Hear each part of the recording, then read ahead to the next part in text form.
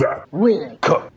When I think of Italy, the idea worms that burrow themselves into my gray matter and lay their eggs in my frontal lobe, the thoughts that hatch out of those eggs are of course the 3 F's that Italy is known for, namely fashion, fascism, and fermented meats.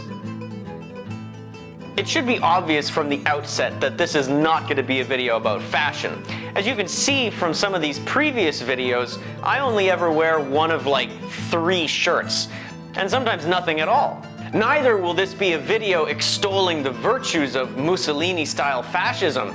As you can see, not only does my jawline lack the chiseled manly protuberance of an El Duce, but also my body language is missing his characteristic, and some would say hilariously exaggerated machismo swagger. So, by virtue of process of elimination, those of you playing at home might have guessed by now that this is going to be a video about fermented meats. Capocollo, or gabagool as it's referred to by those in the waste management business, is a type of whole muscle, dry cured salami, which uses the muscle starting in the pig's neck, going through its shoulder and down to about the 4th or 5th rib.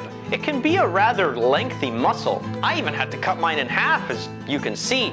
But if you go to the butcher and ask for long pig, they'll give you a peculiar look, and then after a series of questions heavy with subtext, they'll take you downstairs to a secret room where you'll probably have to reevaluate your code of personal ethics. Anyway, once that's been dealt with, go get yourself a big container and measure out a half-half ratio of salt and sugar, and then submerge your meat into it.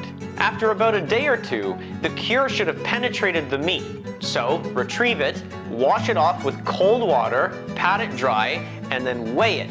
Subtract 35% from the weight, and that's your target weight. Then, wrap up the meat in some cheesecloth and hang it in your fridge until you've reached your target weight, weighing it about every few weeks or so. Mine took about 3 months. After it's reached its target weight, you can pull it out of the fridge, remove it from its cocoon, and then cut it in half and marvel at its inner beauty. Then, to get those paper-thin slices of meat that you can actually see the light pass through, you're going to want to find yourself a chill deli worker who's perfectly willing to accept random meat from a stranger and then slice it to your